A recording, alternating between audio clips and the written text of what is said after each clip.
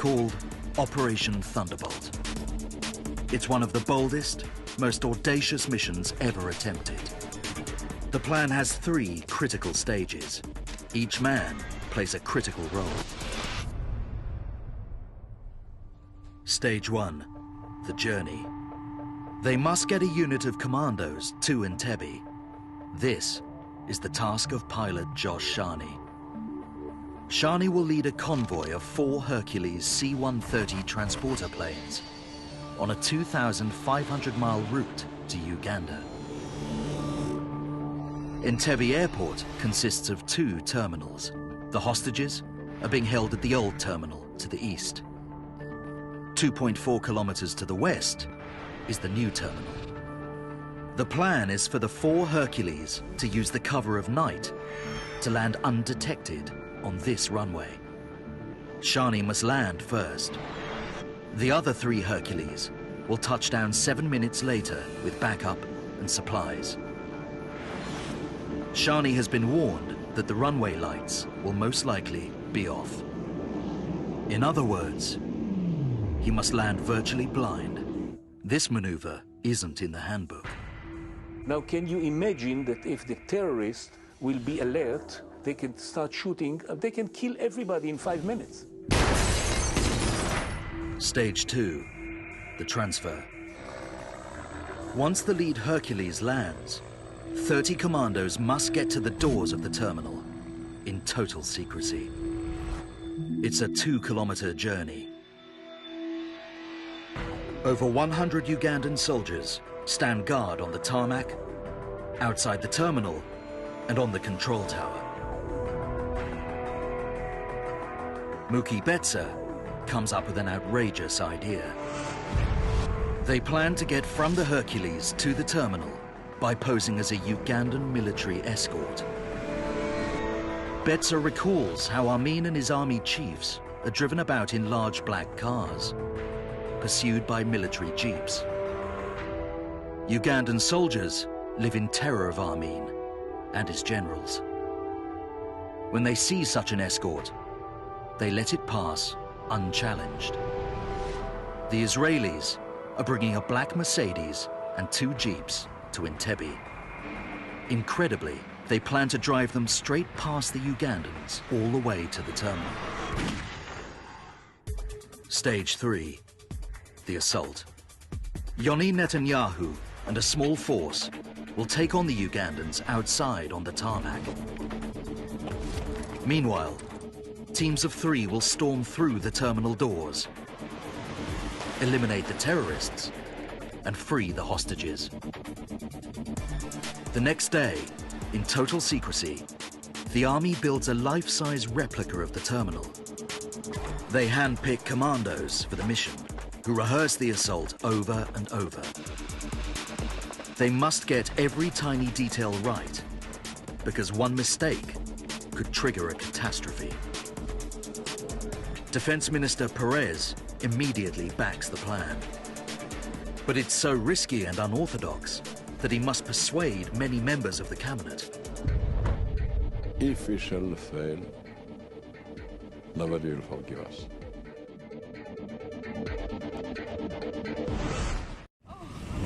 Oh, what's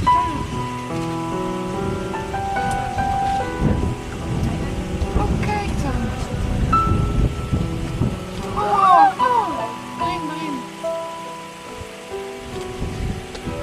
Nu gaat hij alsnog dood. Ja, ze gaan gewoon door hoor. Hij springt er overheen. Oh, dat vind ik echt knap. Hij gaat er door.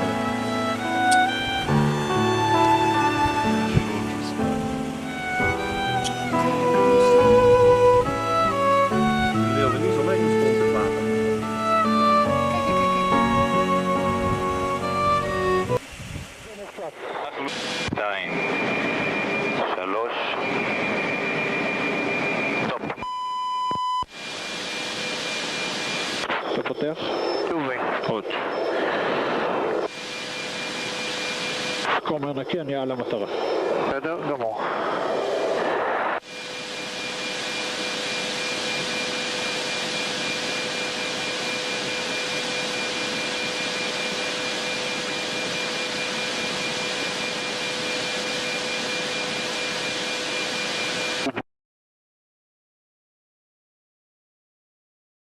לא וואי.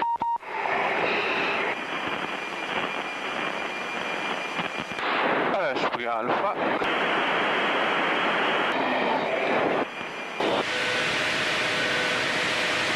45. בוטל.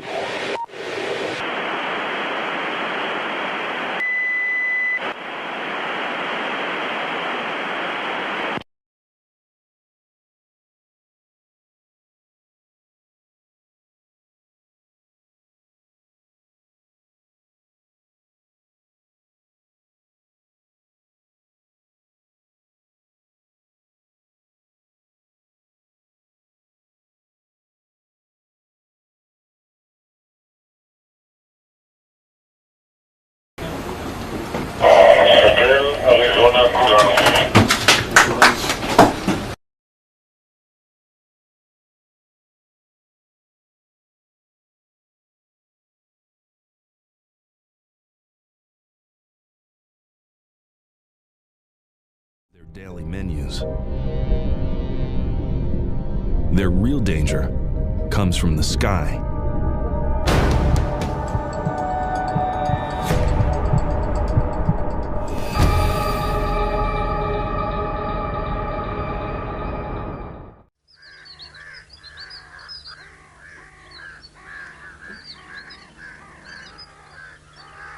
Imao sam utisak da ptica oklijeva.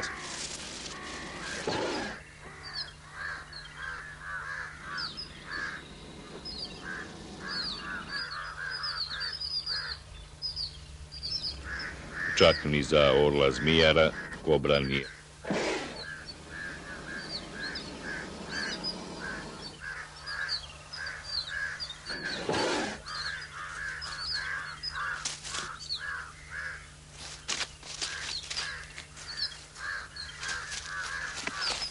Ali, kad se dočepa zmije, više joj nema spasa.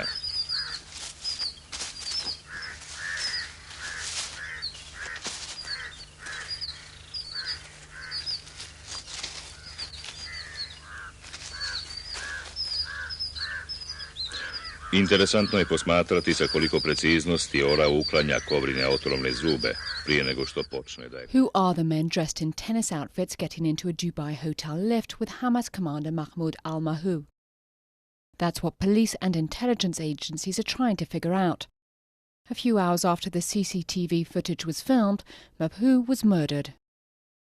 Interpol has issued arrest notices for 11 suspects, all travelling on European passports from Britain, Ireland, France and Germany. The passports appear to be forgeries, several belonging to Israelis with dual nationality. That has fueled speculation that the Israeli intelligence agency Mossad is behind Mabhouh's murder last month. But with the hit squad caught on camera, some observers believe these blunders are simply not in tune with the agency's usually ultra-secret operations.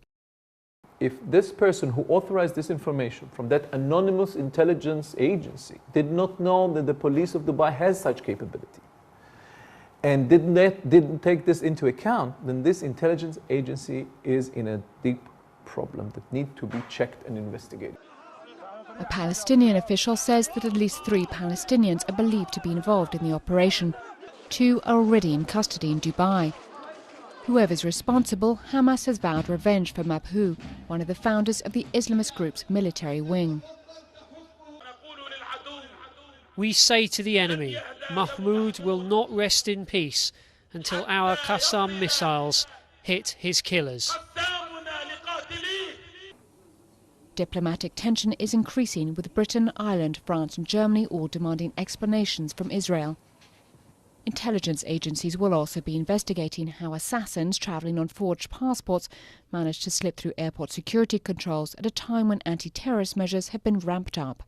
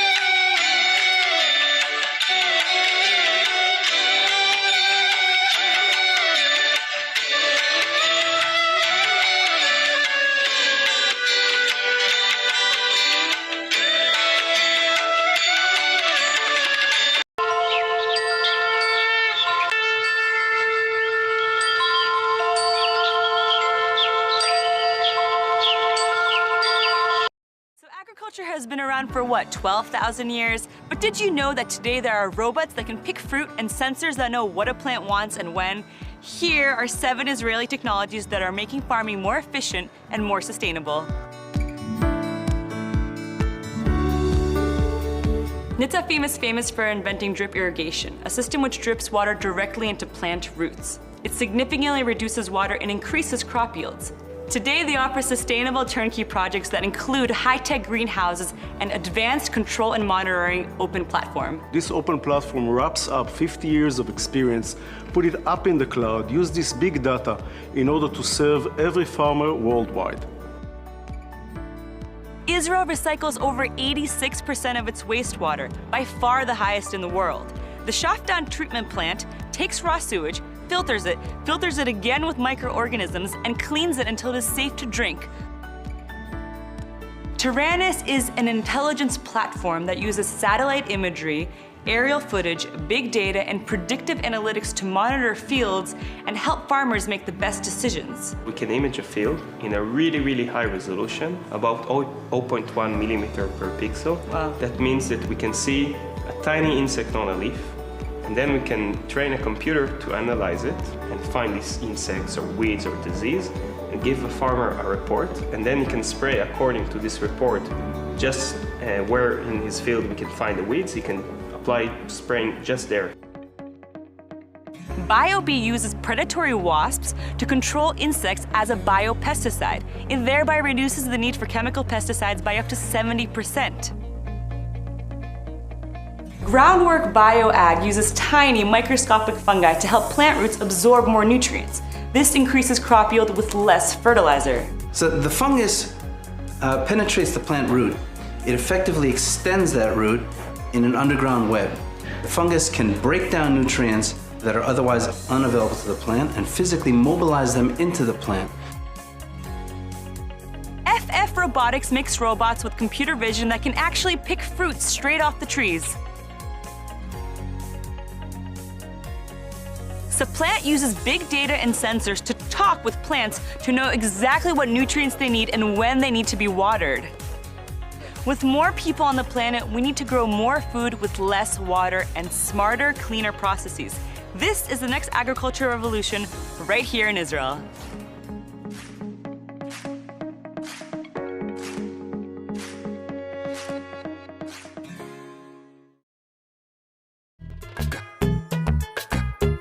If you think that the desert is just camels and dunes, think again.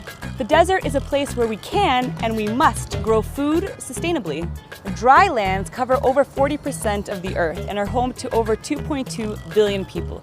Given climate change, those numbers are likely to grow. Here at Ben-Gurion University's Blaustein Institute for Desert Research, scientists are developing solutions to some of the world's greatest problems in the field of water scarcity, food security, and clean energy. We are located in the heart of the Israeli Negev desert. We have extremely high temperature during the summer, and Israel is unique because our deserts are just decreasing in size. And this is exactly because our activity. We are making the desert bloom, and this is something very unique to Israel and very unique to the Blaustein Institute for Desert Research. We check the mechanism in which plants survive in these areas, and we are trying to bring the knowledge that we are collecting here in order to make farmers in different areas grow these kind of crops with the techniques that we are developing here. This was once seawater. Now, after desalination, it is fresh water to drink. Desalination these days provide more than 80% of what Israelis drink. Our technology is implemented in countries such as the US, Australia, Africa, and Europe as well. And of course, there is plenty of sunshine here in the desert. Here at Ashalim Solar Thermal Power Station in Israel's Negev Desert, more than 50,000 mirrors follow the sun and reflect sunlight onto a boiler on top of a 250-meter tower. The electricity generated here will be enough to power over 120,000 homes. The desert is an incredible place. We can face global challenges together, growing more with less and leaving no one behind. If you care, share.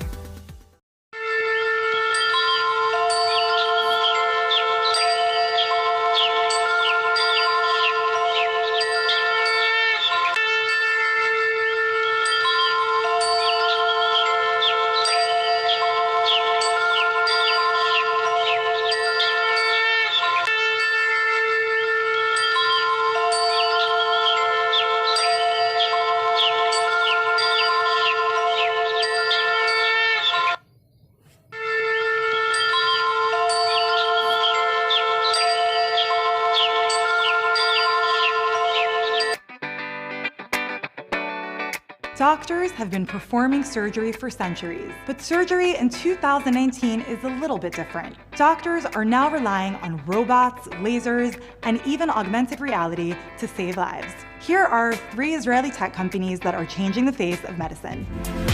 Mazor Robotics has created a robot that can perform, that's right, spinal surgery. It integrates advanced analytical tools, precision guidance, and 3D imaging technologies. Mazor means to heal in Hebrew, and that's precisely what the company is doing. המערכת היא מערכת רובוטית, וזה אומר דיוק יותר מאשר יד אנושית. באפשרותנו לבצע תכנון מקדים של הניתוח, והרופא שמבצע את התכנון בעצם יכול לראות את הניתוח עוד לפני שהוא התחיל. What happens when surgery meets augmented reality? Let's just say incredible possibilities for the field of medicine. Bionics has pioneered a visual platform for surgeons which uses augmented reality during surgery. The heart of the system is the augmented reality display that is used by the surgeons and provides a very high-resolution stereoscopic imagery. All the data is projected to the surgeon in the very critical phases of surgery. Innovation is part of Elbit's DNA. Bionics is a good example of how we leverage technology used in aviation to revolutionize the world of medical operation. Technology is all about the future, but when it comes to diagnosing a patient, the past is pretty important. At Zebra Medical Vision, we're teaching computers how to read and diagnose medical imaging scans at scale. We're using millions of CT scans, MRIs, X-rays, mammograms in order to teach computers how to detect specific findings that will serve clinicians and hospitals in improving patient care. Augmented reality and robots are less scary than you would think. And Israeli startups like Mazor Robotics, Bionics, and Zebra Medical Vision are closer than ever to discovering the next medical breakthrough, one surgery at a time. If you care, share. Hospitals, researchers, and scientists are working here in this Israeli company. In Caesarea, a northern city on the Israeli coast, IceCure Medical was born. The company's revolutionary technique freezes cancerous tumors. IceCure Medical developed and markets innovative cryoablation solution for women's health and other organs. We are intended to replace the surgery for a specific population that we can offer to treat in a minimally invasive. The system is simple. A needle goes through the skin to reach the tumor. Then, a temperature of minus 274 degrees Fahrenheit is sent to the cancerous tumor, which becomes frozen.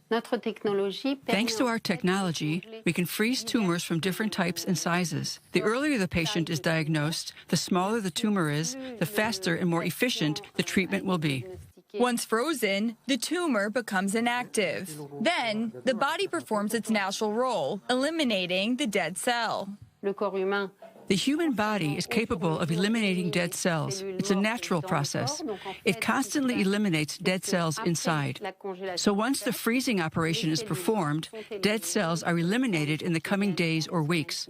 Only a tiny scar remains inside the tissue, but on the outside, on the breast or the kidney or any part that was treated, there is no trace. A cryotherapy technique that only requires a local anesthetic, unlike other treatment methods usually practiced in cancerology. Patients don't need to be given a general anesthetic. Most of them are treated in less than 1 hour. Some little tumors can be treated in 10 to 15 minutes. It's a very fast and straightforward procedure. The patient can even go home on the same day or the day after. Devices can be used in hospitals, but also in doctors' offices, with the revolutionary technique already successfully treating thousands of women worldwide. Up until now, we have treated more than 400 breast cancer patients in Japan. In the U.S., we are performing a clinical study. We have, up until now, treated 200 breast cancer patients. The Israeli device is already available in the United States, Asia, Australia, and in some European countries, such as Spain and Germany. In Israel, first-of-their-kind medical technologies are being rolled out. Digital medicine, artificial intelligence doctors, long-distance medical care, and more. You enter a virtual environment, and you do your training inside this environment. Your doctor can monitor it either from in-clinic or at home. see the result and adapt your training. So we can do remote telerehabilitation inside virtual reality.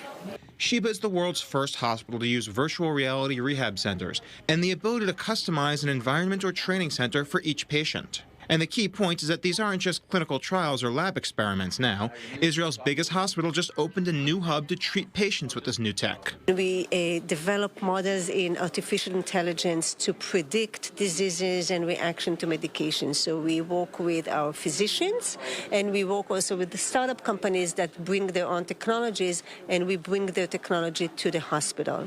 The newly opened ARC Innovation Center puts tech developers directly on site at the hospital so they can change and develop their technology in real time, with input from doctors, nurses, and patients that use it.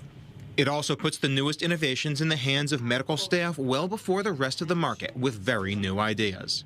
We work with radiologists within their technology, and we integrate and are able to flag urgent findings and elevate them to the top of the radiologist's work list, in which they are able to expedite treatment. That's ADOC, a company whose AI can recognize urgent patients from x-rays faster than doctors.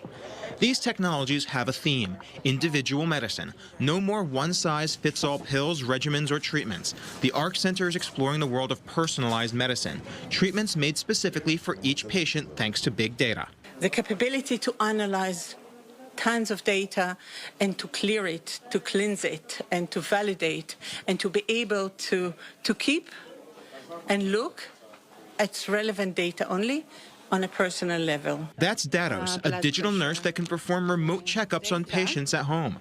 Digital systems like this create full profiles of each patient and then design a custom treatment for each one. It's a new kind of medicine and needs a new kind of hospital. And here in the heart of Israel, that's what's being made.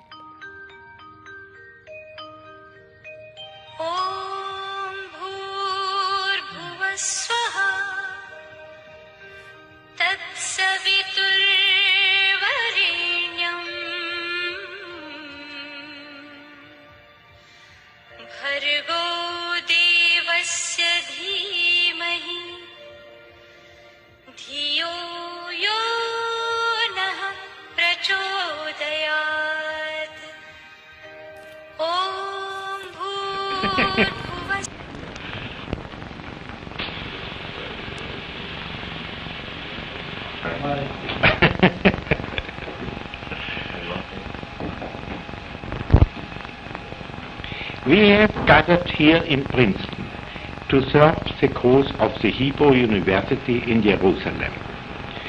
The university was founded long before the establishment of the independent state of Israel. This institution of research and scholarship represents a spiritual bond encompassing the Jews in all countries.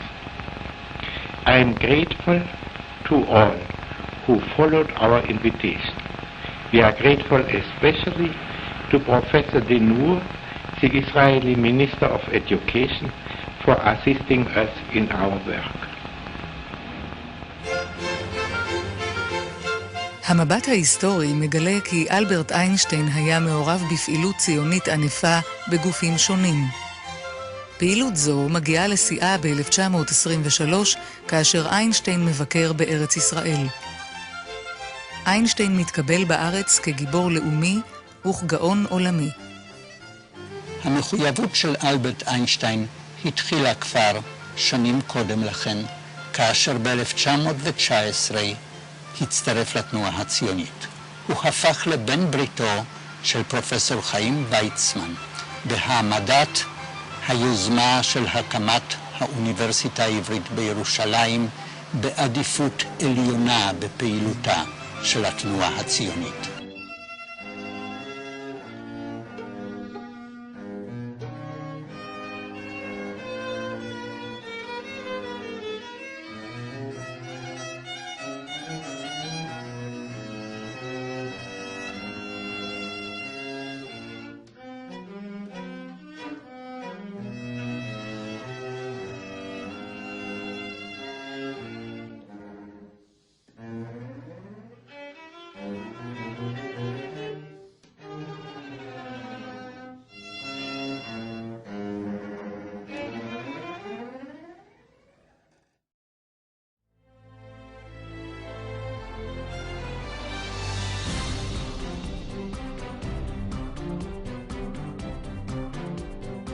The Hebrew University of Jerusalem is Israel's research powerhouse. It produces fully 1/3 of all academic research in the country and 40% of biotechnology research. That's our aim, to be one of the very few leading institutions in the world that are at the frontier of the field and actually define the frontier of the field. The best researchers focusing on biomedical sciences are at this faculty.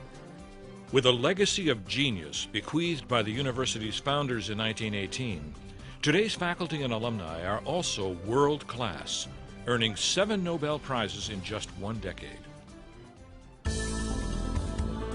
Hebrew University is an engine of innovation, powering Israel to a position of leadership in transforming the fruits of academic discovery into real-world benefits for humanity. We have the opportunity, through our basic discoveries, actually make a difference in this renewable energy problem in the way that we harness solar energy for the 21st century. Yisum Research Development Company of the Hebrew University translates academic research into profitable commercial applications, partnering with the world's leading corporations. Yisum has registered 7,000 patents covering 2,023 inventions and has licensed over 530 technologies.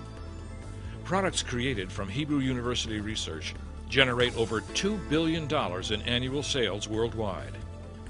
The satisfaction is from taking something theoretical that would interest a body of 1,000 people, 2,000 people, and bring it into a level in which it is relevant for millions of people.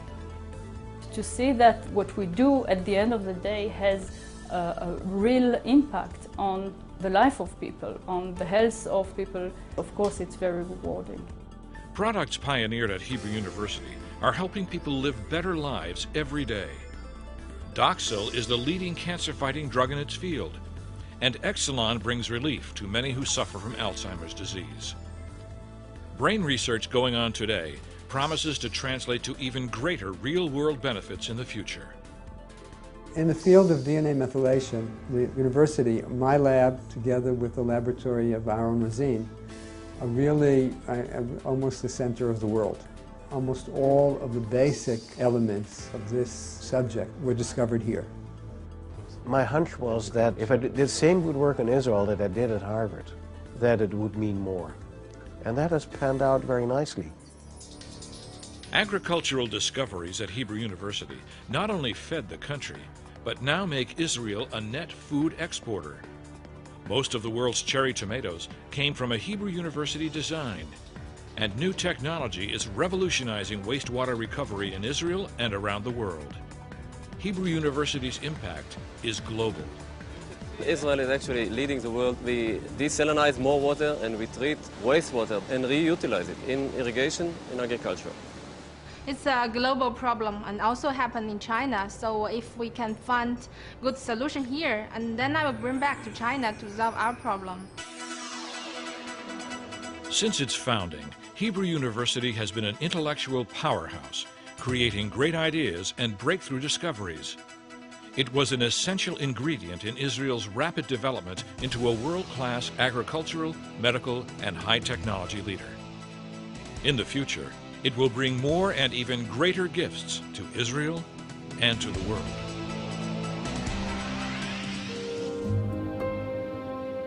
Our tradition began long ago.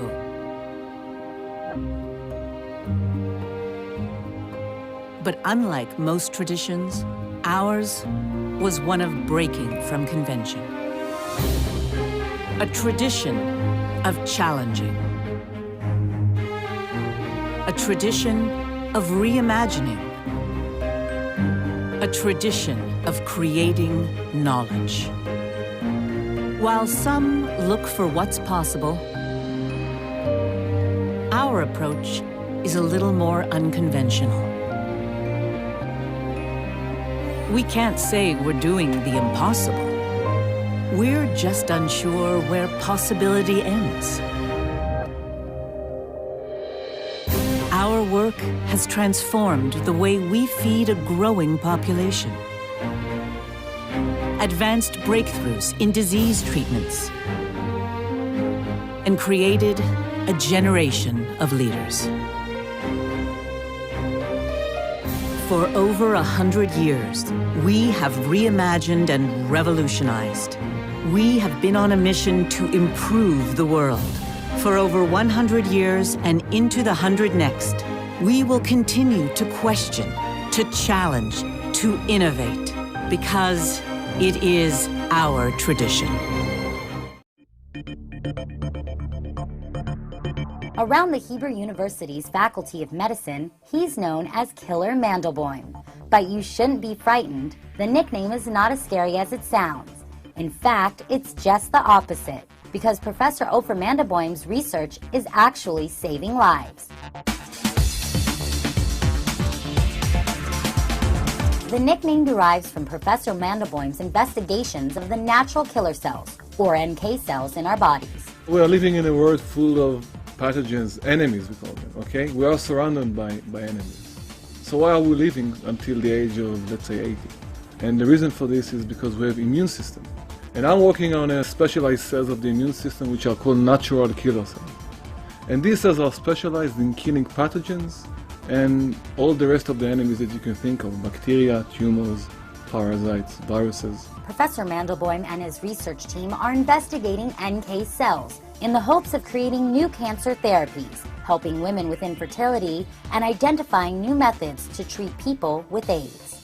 Hebrew University's Lautenberg Center for General and Tumor Immunology is located alongside Hadassah University Hospital in Ein Kerem, giving researchers direct access to patients. Our lab is maybe one of the leading labs in the world in studying these NK cells. The proximity between the hospital and the lab really enables the translation between basic research and medicine. Another factor that contributes to the success of the research is the high caliber of student research assistants and their close collaboration with their faculty supervisors. My supervisor, Ofer Mandelbaum, is a great scientist, and he's also a great person. And his door is always open, so you can discuss with him just everything. And he really thinks together with you and helps you to develop your own thinking. Noam's thinking led to her breakthrough studies on the role of microRNA in evasion of tumor cells from immune recognition and attack. Professor Mandelbaum and Noam are yet one more example of Hebrew University's dedication to helping humanity and innovation touching lives.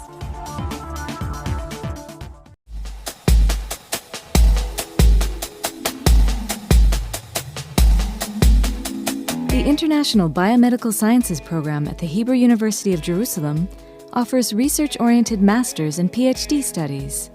The two-year program is conducted entirely in English. The studies integrate basic research, applied research, and clinical research, closely mentored by a senior faculty scientist. The program offers fellowships. My impression is really good. I have an amazing PI to work in, and I'm really interested in research. And the facilities and the campus are just amazing to work on. The atmosphere is very academic, but at the same time we're in a friendly relationship with my mentor. As I said, I'm able to rely on her advices all the time. Cutting-edge research takes place in our laboratories on stem cells, immunology, microbiology, genetic engineering, developmental biology, and many further fields. The laboratories are also very well equipped, and we use very advanced techniques, novel techniques. The program welcomes BSc graduates of universities and colleges from all over the world. We are especially seeking those who think outside the test tube and strive to develop a multidisciplinary scientific approach and flexibility of thought. The Hebrew University of Jerusalem, and particularly the biomedical program, is internationally renowned as a global academic leader, with students awarded prestigious national and international research awards. I had the opportunity to present in 2 international congresses, one held in King's College in London and the other one in Iceland. I had been awarded for my research twice. We provide individual guidance for each student and help them acclimate to the university setting. Our staff is attentive to students and assists in all matters. Additionally, we hold gatherings and social activities for the international students. people here they are really wonderful because they made all the efforts to make me comfortable here, and they were really helpful with each and everything. So I never feel that I am in such like any different place. It's like my home country. We feel like a very big family. All the people here are very nice and friendly. Once a year, we have a special research day with presentations about the latest scientific research in the program, followed by informal sports activities.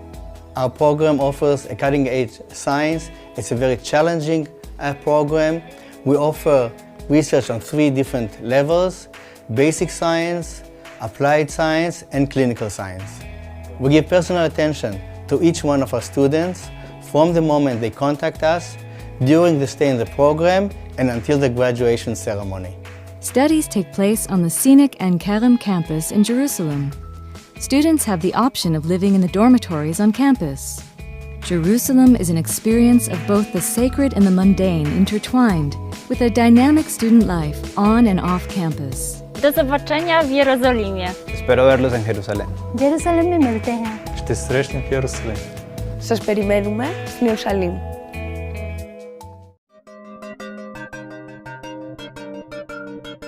Almost 1/5 of the world's population, that's over 1 billion people, live in areas where water is scarce. Water scarcity affects 1 in 3 people on every continent, and is getting worse as water needs rise with population growth, urbanization, and increased usage. In Israel, scientists at the Hebrew University's Robert H. Smith Faculty of Agriculture, Food and Environment are investigating the quickest and most effective ways of conserving and recycling natural water resources as levels decline. Water research is important because water is life. Without water, nothing can exist. We need a lot of water. The population is growing, but also we need water of good quality.